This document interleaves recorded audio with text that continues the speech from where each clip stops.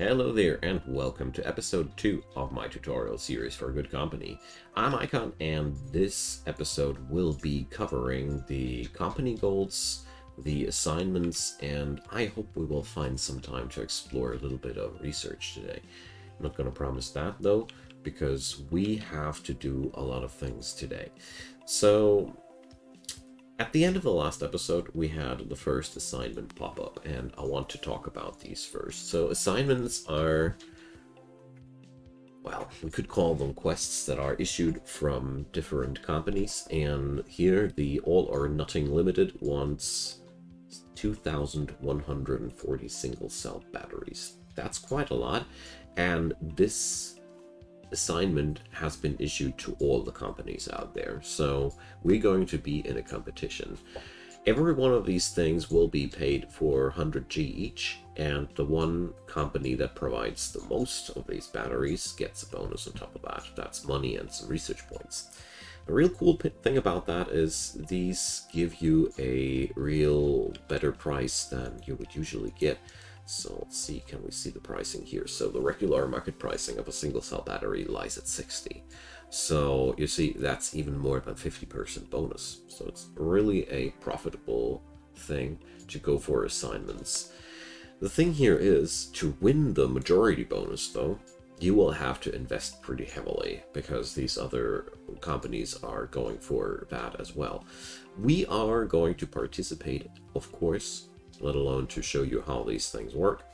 And we're going to first off place the pallet for this quest. Whenever you accept an assignment quest like that, you get to place down a new pallet like this one. I forgot to mention that there's of course also a time limit. This thing will run for 180 days. We'll have to get the stuff done until then. I mean, the thing here is quite simple. We are for sure already overproducing those batteries because right now we have only one consumer. We produce one battery every 0.4 days and we only consume one battery every day. So we already have an overproduction. Even if you wouldn't want to stress this out, this would be already quite good to use that. In general, I feel like selling your overproductions in this game is a good thing to do. So we're going to set up a second table of these though, because I want to earn some money. So control right click again to just copy the same table one more time. We're going to place it down here. The only thing we need to do is to hire a new employee. Okay, so this fellow will now do the job there, but now again we have to make sure that one thing is happening, and that's another shelf over here, because this table is already pretty far away from these three shelves here. I want to assign another one just to make sure that logistics can be assigned properly. I feel like in this game it's recommendable to have more storage space than you actually need, so the AI can always pick up new spaces to optimize its workflow, because the AI is actually quite smart with that one, if it has enough room. I have noticed that the most nonsense in terms of inefficient connections have happened whenever I had not enough shelves around, just as something that I have noticed over the time. Now, this thing here will work now on its own, as we see here that one here. Can I look at it somewhere? Let's get on in here into the logistics menu. Let's see. Here. We can now see the connections between these. That's one useful layer which will inform you how things are connected.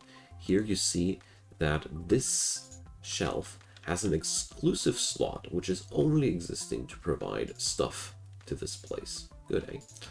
When we go for another table, when we go for this one, we see that this guy is providing into this shelf, and this stack of batteries is mostly existing to provide this table. So you see, this way you can go for some explanations if you are wondering why things aren't working out or what has to be changed.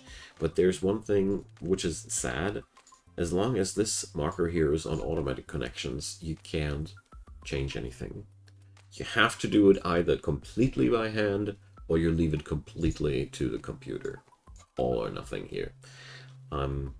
This is one of the things that makes me a little bit sad, but I understand that it's not that easy. But there are a couple of tricks we can use, even if you are using automatic connections, don't you worry. We can trick the AI a tad bit. Now, what I want to pinpoint here next, because the efficiency is for now not really an issue, is the policy menu here. Zones can have policies assigned to them. As you see here, this grayness here is the lizard zone. You have a default setting that the entirety of this building is configured as a zone. We could now also make this work around a little bit more with those zones, but I want to focus what you can do with these, or how you can do it, in another episode in more detail when we are expanding into new buildings. For today, policies.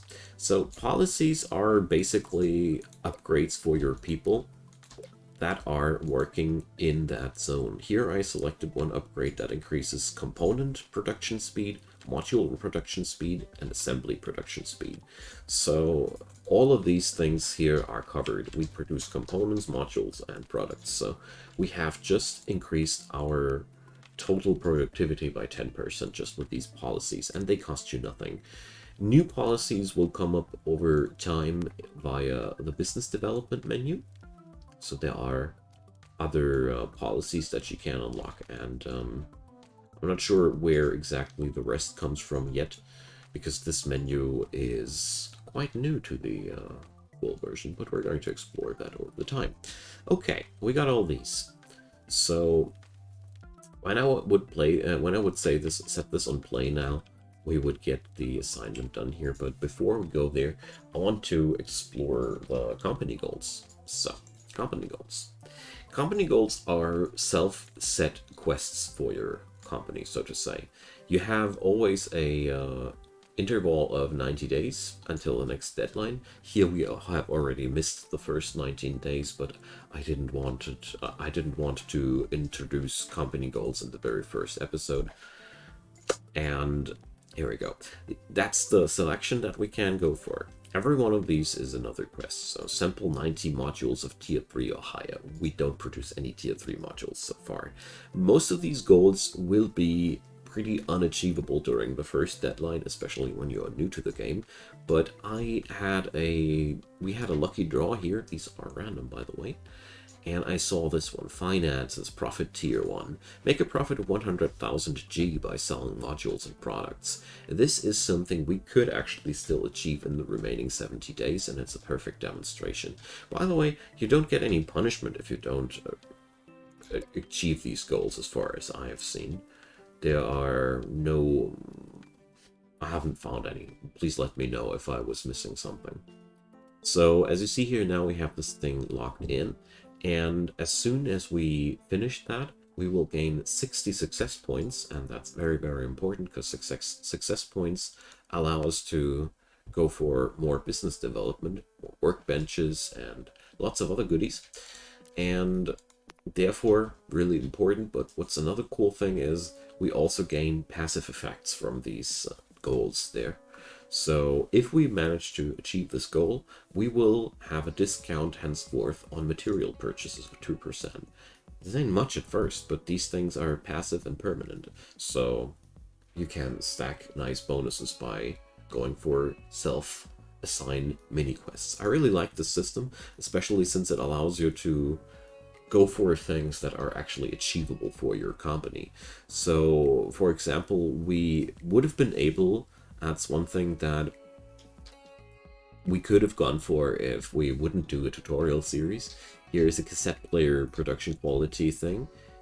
We need an item with a market appeal of at least 4, and we would need to produce 240 of these. If you really would have wanted to optimize that from day 1 on, it would be possible. Most of these goals are actually achievable in the first interval if you focus them hard enough. But here we're going to go for one goal that just meanders by, so to say, and it's a perfect demonstration of this thing.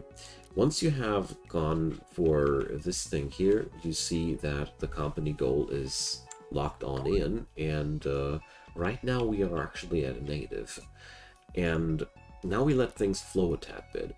So our new table is getting settled in, and the worker is now transporting these things over there. And as soon as they are finished, our logistics dude is transporting them in here. And that's how we will earn a nice chunk of money with the sales of modules. And since our goal here is to make profits with modules and products, I felt like this would be a pretty good goal in combination with the assignment. So let's let this thing roll for a week and see what happens. Usually in the early game of your company, don't be surprised if you have a negative income. That's actually nothing to be too worried about. So here we go, and let's wait for the next Sunday before we go into a little bit of a review. So as you see, for the first time we went positive in our sales. So our competitor has introduced a new product there, and let's take a short break. So as we see there, it's quite unlikely that we're going to hit that finance goal in this interval, but it ain't that much of a big deal. We understand now how these things work, and by the next deadline we'll be setting up something that we will pursue with full power. So when we check out our financial report here, what's quite interesting is that the modules that you're selling via the assignment are not getting mentioned here. I've been wondering if this number is with or without the assignment quests. I haven't found a way to discern that yet. So it could be that we're actually earning more money than it is displayed here. But there's one thing that I wanted to showcase, and this is this guy here. So this is the problem that we got with automatic connections. What's happening here is that we have now reached the maximum stack size of single cell batteries on this shelf, and this guy is now going to do exactly freaking nothing until the next battery has been extracted from the shelf. It is sadly not possible for us to configure this shelf in a way that it will be connected to this table and to, let's say, this pallet, because we run automatic connections. You have to accept that these are things that are just, as far as I know, unavoidable if you go for automatic connections. If you have the stomach for it to configure all these things manually, you will always be more efficient as soon as you have understood the system fully. We're going to cover that later down the road in the series as well, don't you worry. As a hotfix, though, which is way easier than understanding the whole behemoth behind that, is you are allowed as the CEO to just extract that pile there and put it down here into the hotbar. And right now, well, we can just drop it down here and earn a nice chunk of money. You could also set up a sales zone here at your pellet and just drop it down there. And this way you can manually handle overproductions like these. It is micromanagement, the bad side about it, but it is at least a way to churn out some profits out of your overproduction. In this particular scenario, by the way, I think it really will be quite good for our assignments, because you see here, when you mouse over there, you see the participation of the companies, and we are actually leading the field right now. And there's a good chance that this might stay so if we just sell off the overproduction of this shelf as well manually. As your factory grows, you will be not selling these stacks off manually anymore, because it's just a freaking tedium to do so, but as a matter of fact, it's not that really bad. And as you see here, that's one other thing that we have set up there, and I think I might have actually just answered my own question there, which is a good thing. And we check out the logistics here. And these coils are now connected to the table, or actually, they made a second depot there. So there's now one depot for the coils, which is going to supply the table here, and this depot here is supplying the sails. So actually, I think as long as we would have enough storage space, we can just add this in, set it on sails, and then we're going to be good. We can also configure here how many of these should be sold.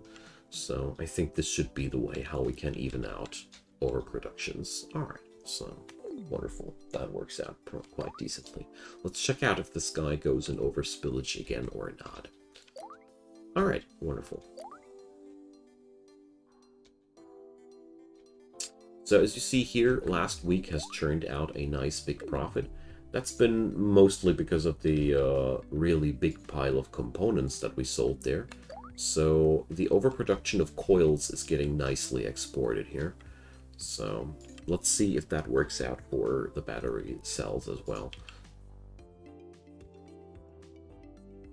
And that's one thing that really showed up for me quite often with this game. It is paying off a lot to just monitor your logistics and react accordingly to that. So whenever you see that something happens which shouldn't be the case, adjust it.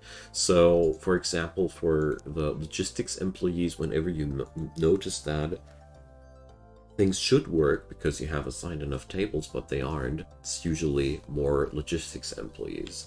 If people are just stuffed out like that, you should sell off the overproductions and the like.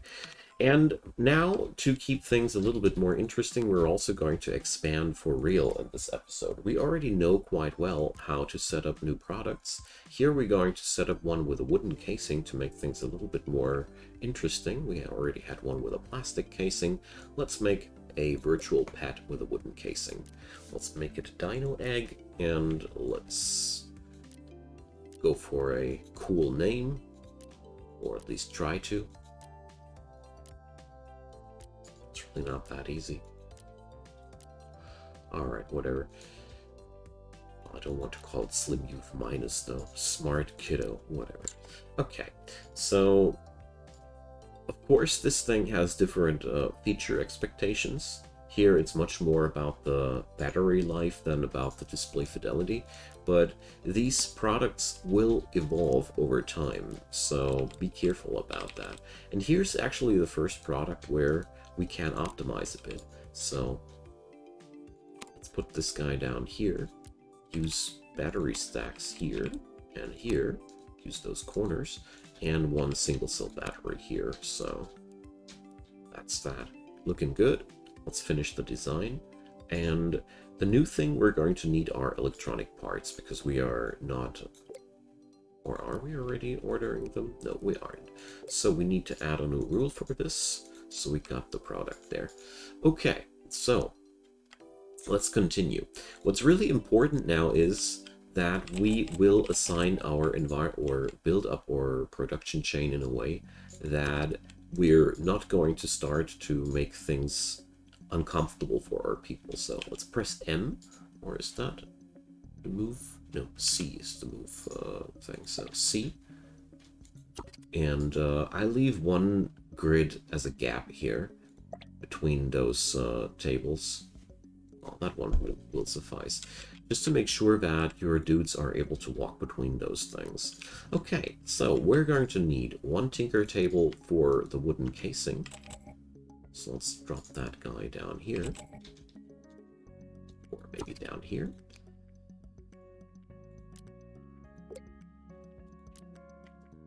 One shelf. And now let's see, what are the other parts we're going to need? Battery stacks. So we are already producing battery stacks. So we might be actually producing enough battery stacks at this one table to get the entire production chain running. Let's try that, because every time you manage to avoid using an entire new table, you're saving a ton of money. So we need another chemistry table for the LED array though. That's one thing we don't produce yet. And as you see, it's growing easier and easier to do these things. So, do we have all the necessary parts now? We have the LED array, we have the necessary parts or materials to produce these, we have a table. We will check out if the battery stack production will suffice. We're definitely not going to set up another production table for single cell batteries. And let's just see. The only thing I did forget, though, is to add in a new rule for this thing here. And let's just see, it's Monday. And you see here, the whole production chain is not working out at all. And I've forgotten one thing. We're going to need wood. So let's add that into the ordering table as well. So at this table, things will work a lot slower. This table is not being handled by the CEO himself. And the CEO is always at the start of the game, the most powerful employee you got. And you see here, the construction time of one thing is being cut down by a lot if you let the CEO handle that. Okay, let's see how this works out. Just like I mentioned in the last episode, if the assembler is able to assemble non-stop, you're doing your job well. If there are pauses between the assembly processes, you need to either increase your production or your logistics. So we have this overspill yet again, and as you see here, they didn't grow smarter as of yet, so I was hoping that the simple rule there would be a nice solution there, but it ain't that easy. So these are the things that I keep stumbling into if I have automatic logistics on. So I think I was a little bit too happy too early. So you see here, it's the same thing for the beepers. These actually just stack up until 15. Or no, here's the other stack. So here we don't have any assignment there, so we put them into the hotbar. And we just set up another rule here. I think once your company is large enough, you won't care about this too much anymore, because you will have a lot of income and you're not going to be too horribly disturbed by backups. But at the very start of the game, every worker who's just standing still and doing nothing is costing you money that you don't have early on. So just my thought about all this. Maybe we can convince them to get this going again if we give them a new shelf here somewhere. So most fascinating things are happening. So let's check it out. So this thing is immediately the new storage for these. Let's see. Well, here's also an LED array overproduction. Well, it depends on you. I'm personally a sucker for micromanagement, I admit that. But if this bothers you, if this doesn't bother you, you can also just accept that you are overproducing.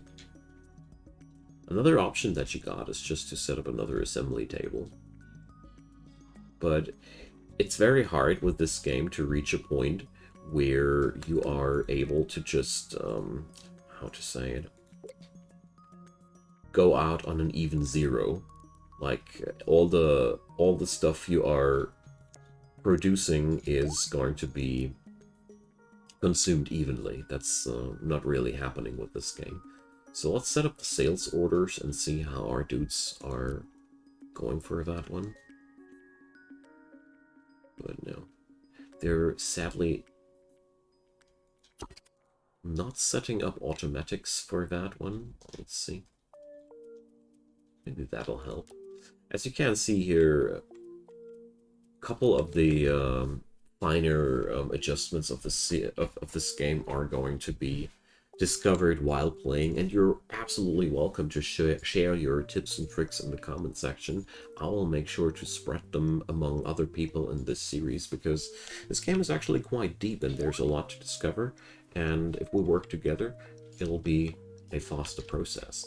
So as you see there, we have no chance to get this goal down here. We really do try, but sometimes you just gotta try harder. So as we see here also with this assignment here, the Better Tomorrow company is also not giving us the victory there. But to me, these things, they don't matter too much. You have to decide for yourself if you want to invest heavily into assignments or not. Assignments are mostly giving you money and, well, the research points. These aren't much. You can produce this amount of research quite easily by yourself. So we do have a couple of minutes left for this episode, and obviously our profits aren't the worst right now. So let's just set up a small time research so we can actually get our new business development at least going, because we do lack the research points. Research is in this game actually super simple, and it's really easily explained at least. So research desk is the thing where you are consuming your research points. If we aren't actively researching anything, we won't need that. And the analysis desk, let's put one down back here, is a place where you can analyze modules. Every module produces a different type of research points and is being destroyed in the process. So we're going to analyze, let's see. Let's analyze, I don't want to analyze LED arrays there. Single cell batteries. Let's go about this. And let's see if our overproduction is going to be handled by this. We need to place down a shelf there. And let's see if we get some of these over there as well. Yep, we do. Let's just check out that our production lines are not suffering from that. But there's a good chance that they aren't. And here we even have an overproduction of our goods, and this is a clear sign of a lack of logistics.